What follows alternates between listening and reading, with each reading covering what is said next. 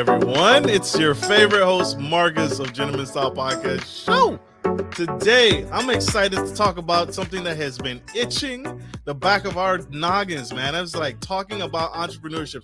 First off, we're talking about children, which is a topic all its own. But we're going to dive deep into entrepreneurship and how to sell entrepreneurship to our children.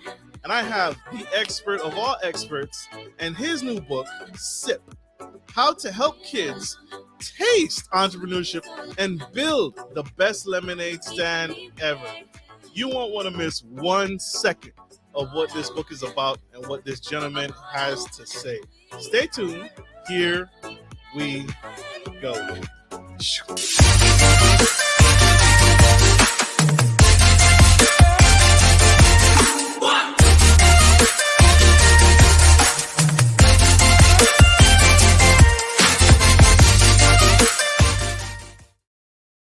Hi, I'm your host, Marcus of Gentleman Style Podcast Show. If you are just tuning in, I am the host of this fantastic show you see before you. But more importantly, this man who I'm about to bring to the stage, Sean Johnson. He is the author of the book, SIP, S-I-P, How Kids Can Taste Entrepreneurship and Build the Best Lemonade Stand Ever. We are struggling. I'm struggling. How do you get to convince your children how to carve out a new path and set out on their own and introduce them to the wonderful, tough world of entrepreneurship? He's a founding partner also of his company Manifold, a venture holding company, and has spent the last 12 years investing in early stage startups and advising enterprise organizations on innovation. So he's also invested in startups and in the future of what our economy looks like. So this man is impactful and he's doing big and better things. So help me welcome to the stage the incredible Sean Johnson.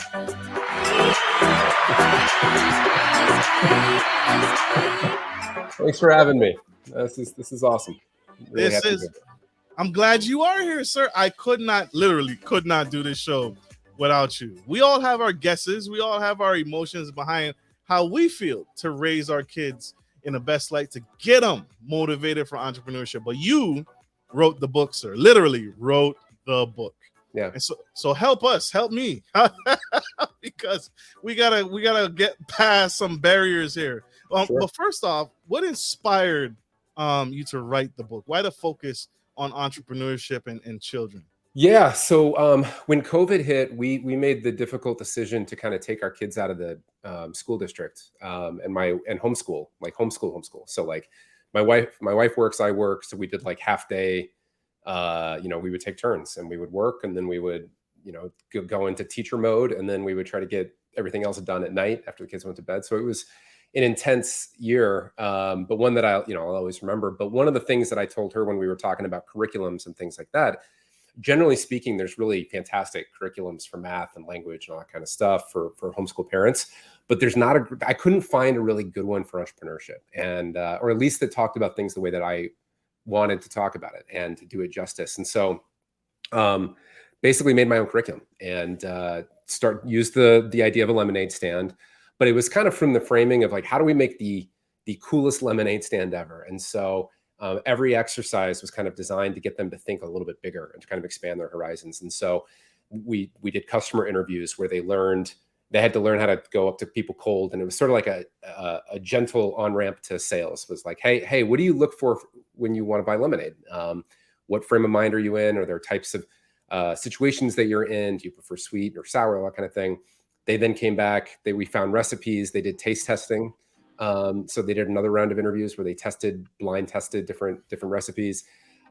We made packaging. So we went on Pinterest and made a mood board of cool packaging they liked. And then we went and found from packaging websites, companies that sold the kinds of bottles that they liked, and taught them about unit costs and how that impacts potentially profitability. And we made labels and came up with a brand, and I taught them kind of the principles for kind of brand creation, and made a bunch of marketing materials. They made stickers and t-shirts and yard signs, and I taught them Webflow. So they made a website and accepted orders online and did delivery. And then, yeah, they spent the summer kind of slinging lemonade. And, I think they averaged $100 a day.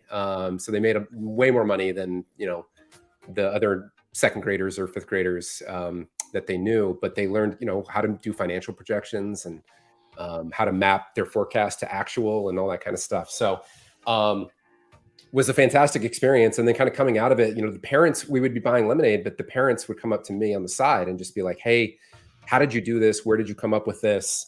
Where'd you get this curriculum? And I said, well, I made it up kind of as we went, just using my experience. And they said, you should write this down. And that happened enough times where, I thought, I really should document this. And so that's what I did. I wrote it down and turned it into the book. And so literally the entire process that we go through with the kids was broken down. And it's broken on, very stepwise, very modular, in a way that you can kind of do one piece at a time. But really, I hope gives them the basics of building a business, from finance to marketing to operations, all of that. So like way more detailed than like supply and demand and all of that kind of thing. That was kind of the goal. Wow. This is like a full blown curriculum. This is soup to beginning. Yeah. This is everything encompassed. Sir, how old were you when you first got your taste of entrepreneurship? When did that start for you? That's funny. I actually started making websites for people when I was in high school. So just in my neighborhood, my dad was a small business consultant growing up. So I had the benefit of kind of being exposed to that. And he would give me, Rich Dad, Poor Dad or E-Myth or whatever. And I was like, all right, Dad. I was mostly interested in like basketball and girls at the time, but they would be sitting in my, by my bed. And sometimes I'd pick them up and read them, and I kind of got the itch. And so I taught myself how to make websites. And that was how I first, so it was like, a dentist here. I made a website for like an ironworking company way back in the day. So yeah, that was how I got started. So wait, you picked up the girls and read that? You picked up the girls by creating your website? No, they were not. They could that not was a pickup line for that. No. But sometimes, it'd be 11 o'clock at night and I'm bored and there's nothing to do, and so I might as well read the book that my dad was, trying to shove down my throat. And and the lessons sort of stuck. So it sounds like we had the same dad. My dad made me read books on summer break. So it's like, oh, I'm free, no school, and he's like, nope, read this book. Tell me, write an essay on it, and then tell me about it. Like it never stopped. That's super cool. It never stopped. The affinity towards books now has benefited me greatly in my later years, but man, did I hate it. Yeah. Hey, but Brandon. Too, right? Is like the things that you don't think stick, they just are going right over their heads. Like they more than you think are settling in. So that should be an encouragement, I think. So true. That's incredible. Wealth Wisdom Financial, the Neelys. My 4-year-old served 33% in negotiating. I had no idea I taught him that. It's a complete accident. That's awesome. That is super awesome. Where do you recommend someone start? Do you recommend starting in finance? Do you recommend starting with marketing? Do you recommend starting with negotiating? How to negotiate the art of the deal? Where I started with two ideas. One was that a business is a system, which means I had to teach them what a system was, and a system has parts and all that kind of stuff. But I think a business seems sort of like a black box to a lot of younger folks and even to older folks too. But I really tried to break it down and say, a business is really just a bunch of different pieces that work well together and create a whole that is better than the sum of its parts. And by doing that, kind of demystified. It's like even a company, like Apple or Tesla or whatever it is, like a lot of the principles are the same. You have to get your raw materials, you have to turn them into something. You have a manufacturing process, you have to keep them somewhere before you sell them. You have to get them to the customer, either direct or through, channel partners. You have to market to get them aware of it. All of those different pieces, a small business and a big business really are fundamentally have the same kind of component parts. So I taught them that first. And then the second idea was the most important system, I guess, is your offering. So your product or your service. And the idea is that like the number one rule of business is make something that people want, because if you can't make something people want, everything else that you do is not going to matter. And that kind of came from startup land, like the idea of product market fit. We talk a lot about the number one reason why businesses fail in startup land is premature scale. So it's basically like I scaled before I figured out if people actually wanted this thing. And so, a lot of the work was trying to take these lessons and translate them into language that they would understand. But the idea of make sure that you build something people want. And the best way to do that is to go outside and ask them and actually talk to them. And you'll learn they don't always have all of the answers, but they have a lot of the answers. And so those were the two things that we started with. Sean Johnson, y'all. Told y'all, this is impactful. This is phenomenal. Oh my gosh. This is what I needed to hear. He's spilling I can't say all the tea, some of the tea. We need some of this tea. But this is huge. It feels like it's like a downward spiral effect. I'm fighting behind trying to get the kids in my life to see the benefits. Are you all in with entrepreneurship? Why do you think kids should learn entrepreneurship versus, any other skill or any other, hunting, for example? Why entrepreneurship? Yeah, there's a couple of things. I think one, just in general, I think there's a perception in the world that entrepreneurship is a risky path. And I just don't believe that. I believe that it's actually less risky. And the reason why, or it's a different type of risk. The reason why is that once you know the order of operations and you know the steps that you have to do, you know that even if everything kind of cratered, you could go and you could do it again. So like if I know how to go outside and find something that people want and then create something to kind of serve them, and I know how to make them aware of it through marketing, if I know how to sell it, and if I know how to do it in a way that's profitable, I can be kind of economically independent. And as I think about the future and the things that we want kids to know, a lot of parents are nervous about things like globalization, things like automation, what jobs and what careers and what skills are going to be relevant 10 years, 20 years, 30 years from now. I have a hard time seeing a world where entrepreneurship won't be one of those skills. And it's almost like a meta skill in a way, because even if you never start a business and you decide to work inside of an organization, a lot of the same skills still apply. Like who is your customer? It might be your boss or your boss's boss's boss, kind of in addition to who your end user is.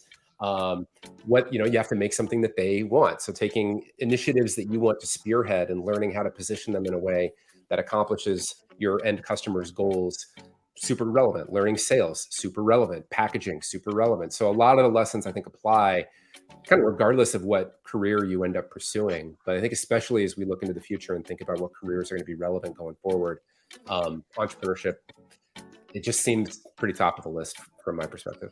Yeah. What's going to withstand the test of time? Absolutely. Yeah. Absolutely. Love it. Love it. Love it. We have one quick commercial break. We got to pay some bill, y'all. Speaking of entrepreneurship, we got to pay some bills. Don't go anywhere. Stay tuned. Stay with us. We'll be right back. If you're looking for a reliable, professional trucking and logistics service, you've come to the right place. Musa Trucking is a veteran-owned and operated premier transportation provider that can help with all of your trucking and logistics needs. Musa is revolutionizing the trucking industry through strategic partnerships, the development of core personnel, and the use of cutting-edge technology. Our inventory system ensures that cargo ends up divided into the right trucks and reaching the correct destination. Our drivers are dedicated to transporting goods efficiently and safely. Contact us today to get started by visiting the website on the screen or by calling 757-756-5246.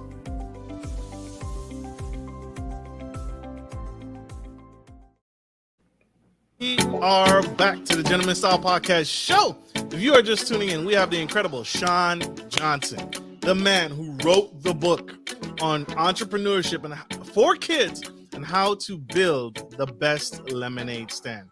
Check him out. Check him out. Sir, I want to ask one last question, but then we're going to transition. I have to ask. Out of marketing, sales, I have my opinion on which one really set the tone for me. But in your expertise, which one, sales, marketing, advertising, negotiating, which one is the most important skill a child should learn? I think sales. And the only reason why I say that is channels. I guess, there are principles of marketing. Marketing is a way of packaging your product and communicating in a way that makes people at least interested, right? But the tactics, I think a lot of people, when they think of marketing, they think of specific tactics. So they think of SEO, they think of paid acquisition, they think of whatever it is they're thinking of. And the problem is that those tactics change over time. So like you could build a business, and I see it all the time in startup land, especially if with most commonly with paid acquisition, because it's so easy and fast to spin up Google ads or Facebook ads or whatever it is. And if you can get the ROI working, you're just sort of printing money at that point. But the problem is like they make an algorithm change, they change something in the platform, and then you're kind of you're gone. Or even just the economics of it change as channels get saturated. So building an outbound sales muscle in particular is way, way harder, but I feel like is way more protectable, because it just means that no matter what happens with this channel or that channel, if I can create a process for generating my own leads via phone, via email, via, channel partnerships, whatever it is, and convert them, that is a much more protectable business, and therefore is a much more valuable business. So. Close a deal. Gotta be able to close a deal. If you have a great funnel, but you can't close a sale, that was something I learned much later on in life. Yeah. I was in network marketing and I had to market myself. Yep. And I did terrible. But when it came to my own business, when it came to something that I was going to reap the benefits of, I excelled. I did extremely well. Yeah. And so that I was hoping, I'm glad you said that, because it's mine as well. Sales. Well, I think a lot of people think of sales as in a negative light. They think of the used car salesman or whatever, but there's like sales is really just, I don't want to sell you something that's not actually going to help you. And so if it's not a fit, like not a big deal. Like we'll go our separate ways, and I wish you the best or whatever it is. So like, it's really just about me trying to help you figure out the solution to a problem that you've already identified. That's why we're having a conversation.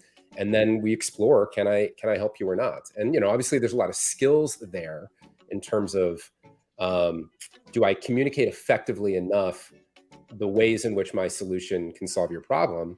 But it doesn't have to be a high pressure, sleazy type of thing. I think it could be an elevated experience where they trust you, and they're happy that they made the decision, and they don't feel any sort of remorse or anything like that. There is a way to do sales that I think is much more human than maybe what people tend to associate with. You know what I mean? Right. I really hope that my child doesn't go into car sales. That's that's a hard industry. No, those skills are like my very first job I started doing the business, but my first job where I worked for somebody else was a telemarketer, and it was selling long distance plans back in the like, that dates me a little bit, and then credit, like American Express credit cards. So imagine being like 16 trying to sell credit cards. And the benefits of it. Yeah. Did I enjoy the job? No, but I did learn persistence. I learned how to overcome objections. I learned how to communicate benefits rather than features. I learned when to pause and shut up and let them, talk. Like there was a lot that you can learn in a really compressed period of time, in a outbound type of role where you just get tons and tons of reps really quickly. So, yeah. Very true. So true. So true. And you're so right. I'm having flashbacks of my childhood. Mr. Sean Johnson, y'all. Sir, how long did it take you to write the book? Let's talk about the book. Sure. Yeah. So once I sat down to do it, I mean, I'm really curious because I have aspirations to do more writing. And this was a really good exercise to learn that process. I'm really curious about how hard it will be the second time, because with this one, I had the outline, in terms of the curriculum. I had spent some time doing it, and obviously wasn't in a narrative type of format. But this actually came together pretty quickly. So what I started doing was just in the morning for an hour, I would sit down before I did anything else, and I would just spend an hour writing, because I knew the rest of my day would just get subsumed with fires and whatever. And so if I didn't allocate at least an hour in the morning to do it, it wasn't going to happen. So, but I mean, it's 130 pages. So I think it took me probably 5 weeks to put together the first draft. And then I had 2 rounds of edits. I had a developmental editor that helped me with the flow and all of that. And then that took another probably 4 or 5 weeks. And then I had a copy editor that did kind of last minute stuff. And that took another 3 or 4 weeks. So, so front to back, probably 3 months or so, 3 to 4 months, to kind of create it. But I'm curious to see how it'll happen next time when maybe it's not quite as defined, like the whole like researching process was sort of already done for me a year ago when I created the curriculum. So I'll be curious to see how easy it is next time, Absolutely. Absolutely. What can readers expect? Is this like an educational book? Is it an instructional book? Is it encouragement, motivational book? Or is it like, what can readers expect when they make the purchase on the book? Yeah, it's very hands-on and practical. So, I mean, I think, chapter like the chapter about businesses being a system is probably the most philosophical, I guess, or theoretical. But even in that step, they're kind of creating what I call the one-page business plan. And I tried to document it. I tried to make everything as simple as possible for them to do. But it's like, hey, let's go find recipes and test them. And here's the process of doing taste tests. We're going to go out and source ingredients and find out where we can get the cheapest ingredients for our recipe. And again, so like they went to grocery stores and wrote down like how much things cost at different places.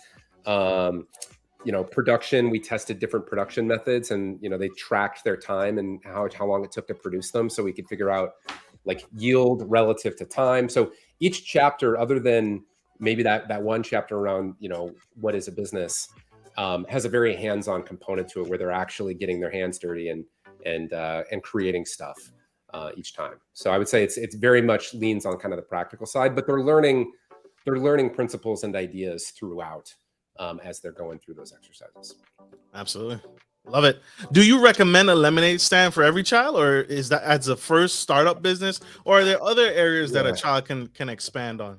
Yeah, I mean, I think that obviously, if you live in a colder climate, that it might be less. I live about a mile away from a lake that gets very busy in the summertime, and so the kids were able to kind of set up there.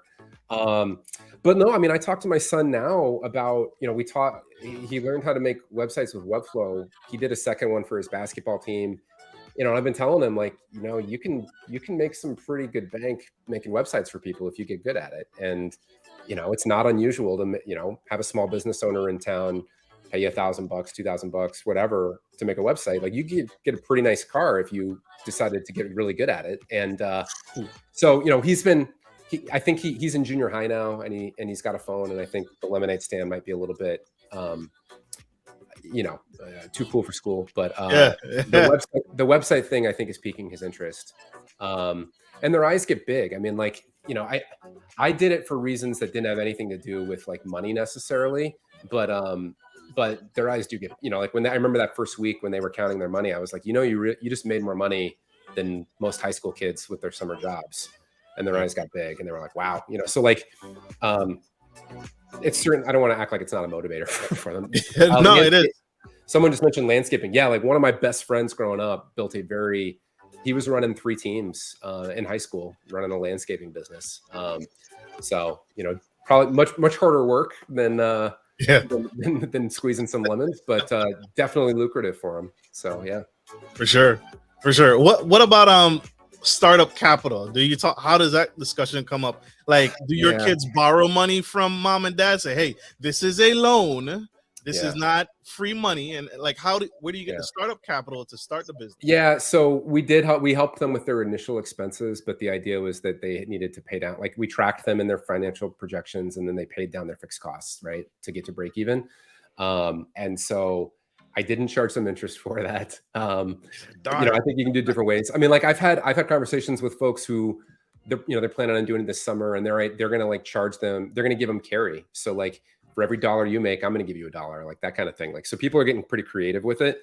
I didn't get into equity, really. I didn't get into like, well, I'm going to be a co-owner in this thing with you. I just thought that was a little bit sharky, beyond their pay grade a little bit. Well, it's just, that's the world I'm in, is startup land. But I don't, in some ways, I don't know if a startup is the purest representation of what a business is, because you raise money from investors, you're expected to grow 10, 20x in a 2-year or whatever period of time. It's a little bit, they're deliberately putting capital in to artificially help you grow faster than you otherwise would. It's like steroids in a way. So it's like, I wanted them to understand the basics of building a business, and like, you want to be profitable, as quickly as possible. So I didn't really get into startup land too much, just because I felt like it's like one step detached from It's like my dad used to say, starting a business is like jumping out of an airplane and trying to build a parachute before you hit the ground. Yep. Taking capital is like a rocket, like a jetpack attached to your back, but you're still pointed down. So like, I didn't want, like, they gotta like really do that. So I didn't want them to, I thought that was a little too advanced for them. I'm gonna strap a rocket ship. You're still sinking. The Yeah. ship is still sinking, but we're gonna help you get there fast. That's right. Like, yeah. And I didn't want, like, we do this because of portfolio theory. Like, I didn't want to, like, I don't. I love that. I love it. So that's unique. So you do. So I'm trying to really listen for it. You do or you don't invest startup capital in them? No, in my day job, yeah. I mean, we're investors in an early stage fund. We've done 20 some deals. So yeah, that's very much what I do. But yeah, with my kids, I wanted them to learn a little bit more blocking and tackling, business 101 type stuff. Absolutely. We have a question from our VIP sponsor, Miss Nikki Brown. Thank you for your sponsorship. We appreciate you. We love you. She asked the question. I'm gonna put you on the big screen for this because I want nothing to do with this question. This is all you. She asked, how do we start the conversation with our little ones?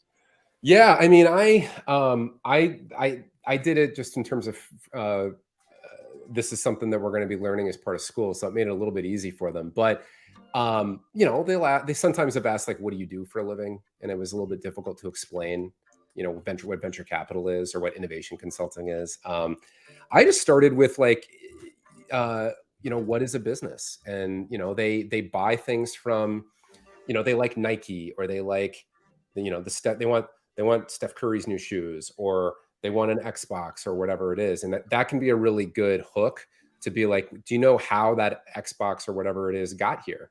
And kind of talk to them about what a business is and how a group of people decided to kind of create something that people wanted. And then they went through kind of a series of steps to make the thing, test the thing to make sure it worked, marketed the thing, put the thing in stores, kind of that whole thing. And that kind of got their interest peaked. And I think the other thing is like, when I have conversations with them, a lot of people talk about like, what do you want to be when you grow up or whatever it is. And my wife comes at it from a different angle. My wife is a pretty senior executive, but has always worked for somebody. And so she comes at it from that lens of like, here's how to do well in your career. Here's how to network. Here's how to do all those kinds of things. And so she'll talk about, going to college and getting a certain type of job. And then I say, or, you can start that company, like that kind of thing. So I always try to drop that in there and just get their eyes to be like, what do you mean I can start a company? I'm like, well, everything that you see here didn't exist. And then someone decided that it should exist and they got to put it in the world. So like really, like it's about giving them agency and like letting them see they can make things in the world that, like, I feel like entrepreneurship is just the best mechanism to get people to realize that the world is malleable and that they can actually change it by, and it's just about like, can I find something that people want? Can I make it for them? So you stole my next question. That was my next question. Like, I think for me, my future wife is going to have to be the academic because I'm full blown entrepreneurship. I haven't lost touch, but I've lost faith in, the education system and, going to school, getting the job, staying there for 30 years. That does not appeal to me. So unfortunately and fortunately, my wife is going to have to be, because I'm not going to be the child, the parent that's like, you need straight A's. Oh, you brought home a B? Okay, that's good. Yeah. Like I'm not. Yeah. I'm not. So I'm glad you brought that up. Are you like 100% entrepreneurship and the wife is, academic routes, or and you let the kids decide, or do you? Yeah, I think so. Because like I've been this way since I was a child. I mean, like when I was in daycare in the summer, I would start a club like Spy Club or Ninja Club or whatever. And I always was like the president, and it always had a weird arbitrary number of levels in it. And I was always at the top. I've always been wired this way. And I think at this point, I'm probably unemployable. I mean, I had a job at 20. The last job I had, I was 23. And so I'm 41 now. So, I mean, it's been a long time where I've kind of worked for myself. So, I think that just is how I see the world and it's not like you have to do it. It just, and it, like, I don't want to trivialize it. It's definitely hard, and it has different types of risk. The risks are, what you will struggle with is, am I good enough? That'll be the big question that you like. Your biggest fear is like, am I good enough to do this? Can I pull this off? And you have to like silence that part of yourself and just trust the process and like not obsess over the outcome. And it's just like, hey, listen, if I make my 50 calls a day, it might take longer, it might take shorter or whatever it is. But if I make my 50 calls a day and if I learn based on what I'm seeing and I don't just keep, but I don't give up and I maintain that persistence, like I'll get there. And so, I just think that's, but her method has worked really, really well too. And she's done great and she loves it. I mean, and she gets hired to like help a company with 500 people become a company that has 2,500 people. I don't know how to do that. Like I'm the 0 to 1 guy, or like I can help you. Our company, our advisory business does, some 8 figures, let's say, in revenue. But I don't know how to run a 9-figure revenue company. I've never done it. So there's different people with different skill sets that are valuable in different places. And, I would be a disaster in her job. Like I would, so you know what I mean? Right. Right. And I heard that on a previous podcast interview. First off, this is powerful because I did interview a young lady who created a lemonade stand. Oh, and cool. She's done extremely well in North Carolina. Awesome. But then too, like I've heard that where CEOs are like, I love starting companies. I don't like running companies. Yeah.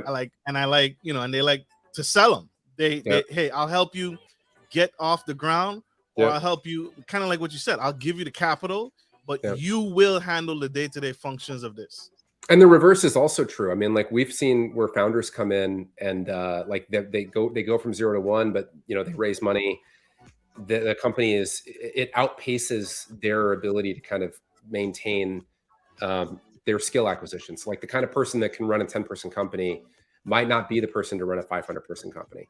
And that's okay. Sometimes it is. And sometimes they're very impressive people who manage to level up and they have a great board and all that kind of stuff. But like, it's not a given. And like private equity is a great example. Like they come in and they have a playbook and they don't know how to go 0 to 1, but they know how to like 3X a thing in 3 years, almost every single time. And it's a completely different playbook. And it's like cost cutting and looking for synergies elsewhere in their, like, it's just a completely different world and it works really, really well. I'm just not that guy. So like knowing who you are, knowing what your skill sets are, I think is pretty important. So super true. Speaking of jobs, I'm not doing my job. We have one more quick commercial break. Don't go anywhere. We'll stay right back. Are you a local business looking to offer your customers easy access to cash without having to travel miles? We're here to help. At Norman Legacy Investments, we provide free ATMs with free installation that provide a suitable investment for your business. Even better, we offer you some profit sharing and handle everything from start to finish. Just reach out to us today to schedule a free consultation.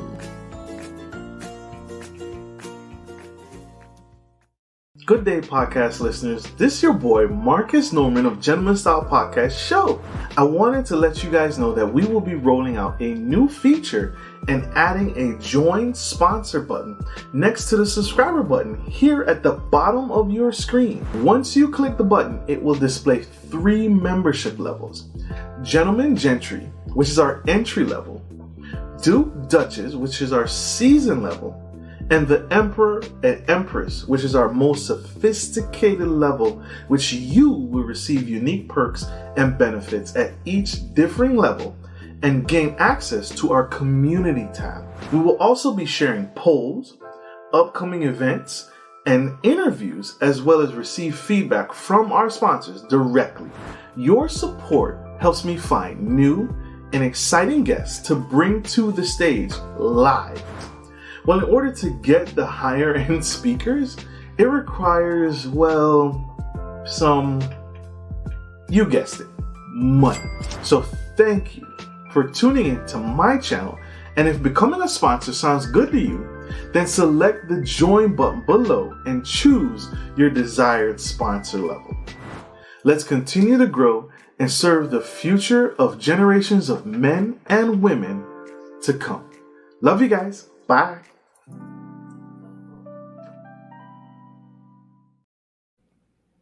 We are back to the Gentleman Style Podcast Show. If you are tuning in for the first time, we have Mr. Sean Johnson, literally man who wrote the book, on entrepreneurship for our children, for our kids. He literally wrote the book. And he dove in and he explained how he has gone through the journey and explained the journey to his children, using them as the examples and his family, and has created several just triggers for his children to now explore different avenues. But he's not, pro entrepreneurship and forget education. But he's both. His family encompasses both, and they incorporate both. And so if you missed that, go check that out. Go back, scroll back. We are on iHeartRadio, YouTube, Facebook Business page, Spotify, Google Play, Apple iTunes, and everywhere you get your podcast from. Mr. Sean, sir, I need your help. Where in the world, if my kid is not taking to entrepreneurship, I've done everything. I've thrown the book at them. I've thrown the lemonade stands at them. I have tried everything, and they're just not getting it. Should I give up? I don't know if I would give up, but I also would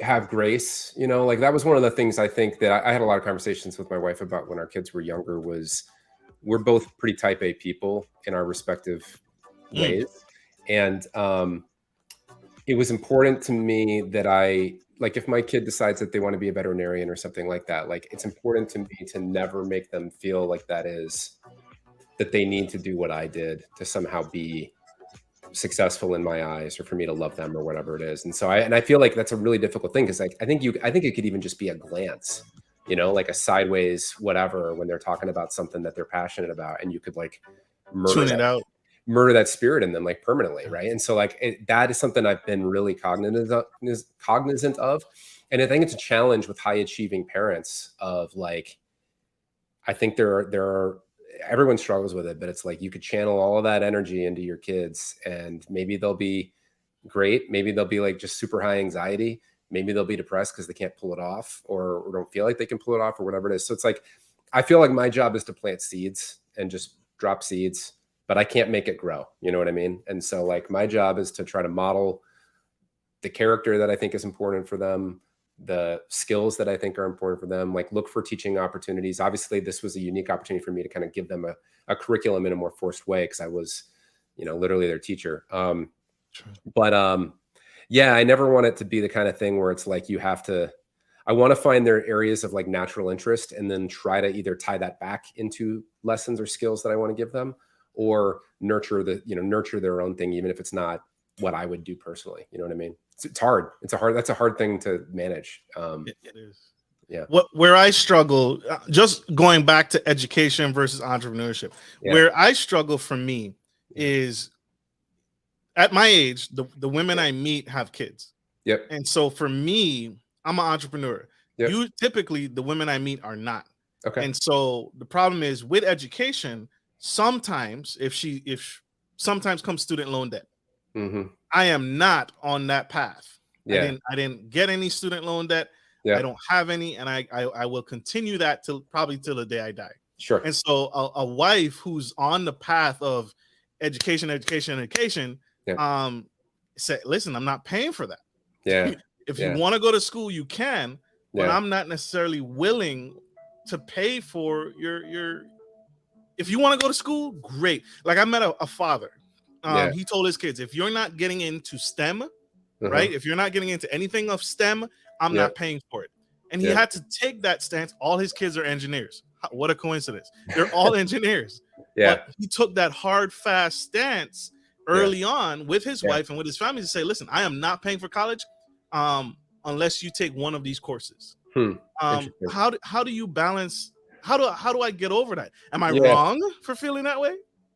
I mean, I with kids, I think at the end of the day, I've come to the conclusion that everything is kind of a big longitudinal study, and I'm not going to know until they're 25 or whatever, and they're going to be like, "Dad, you really screwed up," or whatever it is. What I will say is that as as a husband, my job is to find areas of alignment with my wife, have a lot of those conversations. Like when we got married. I mean, first of all, when she met me, I was a waiter at a seafood restaurant, and she was getting her master's at NYU and was an economist working at Ernst & Young in New York City. We lived 3,000 miles away. And we met on a dance floor in Las Vegas. And I was like, I see no reason why this can't work out. She 100% married potential, and I ended up, like it worked out. And I've tried to, like, my whole thing has always been like, you're not going to outwork me. And so, I spent 8 years teaching at Kellogg in the entrepreneurship program. And I always thought it was hilarious because I don't have a graduate degree, but like, when we got married, she had student debt. When we got married, she had a different view of the world. When we got married, she made a lot more money than I did. Like, we had to talk through all of that stuff and kind of figure out a plan. And like, we did the whole like Dave Ramsey thing, and like, we're really aggressive about paying that stuff down. But so now as we're thinking about, like, fast forward to our kids, like, we're trying to be open about it. Like, I don't know if college will look the same the way that it has in the past. I know that for my wife, at least, like, there are certain professions that I will say are closed off to you if you don't pursue a degree. And maybe there are much fewer than you think, right? Like, for her, it is very unlikely she would be able to do what she's doing had she not gone down that path. For me as an entrepreneur, didn't matter. Like, I had an undergrad degree, and, no one cares. No one has asked me that question in 20 years. So where we settled is like, I don't want to prescribe, like, I have a point of view about whether or not it's totally necessary, but I don't want to deliberately cut off opportunities for them. Because I think that if they decide that they want to become an entrepreneur and they happened to go to college or went to grad school or whatever it is, entrepreneurship is not closed off to them. If on the other hand, they decide that, they wanted to, become a management consultant at McKinsey, and they didn't go do it, or become an attorney, like, it's very, it's, that path is effectively closed off to them. So, yeah. And again, like, just balancing and we had conversations about it. Like, we've gone to therapy over the years to hash things out. Like, having communication is really important. Sure. There have been times where I would say things. I tend to speak in very declarative, black and white things. And she's like, sometimes the way you say that makes it sound like what I'm doing is a complete waste of time. And I was like, no, that's not what I mean. I had to, like, learn how to do that. So it's like, I don't know. It's a complicated answer. I don't, but I think for me, it's like, and again, getting back into the other variable is who they are. Like, maybe they don't want to be either one of those things. And like, I gotta be ready for that too. And I have to, like, show them that I'm going to love and support them. And they don't have to have a certain amount of money in their bank account. They don't have to go to a certain school. They don't have to start a business or whatever for me to love them. And so trying to balance all that stuff, is like definitely that. I just want to sit on the beach and smoke pot and surfboards. That one would be tough. But it's like, oh, you're going to start a surfboard company? Right. It's like, what? Yeah. So true. Yeah. Where can we get a copy of the book? Where can my audience connect? Yeah, so it's on Amazon. Looks like that. If you just type in SIP book, it should show up. You can also get it. Oh, there you go. Perfect. You can also get it on my website, sean-johnson.com. Doesn't help me in any way, though. So, I mean, go straight to Amazon. That's totally fine. But yeah, and let me know if your kids end up doing it. There's a private Facebook group you can access if you get the book. Kids can, parents can share ideas and stuff like that. But I would love to hear how they're using it and what they're learning. So, love it. This has been phenomenal. Oh my gosh! Like I said, I've been looking forward to this interview all week long. Me too, man. Me too. This was fun.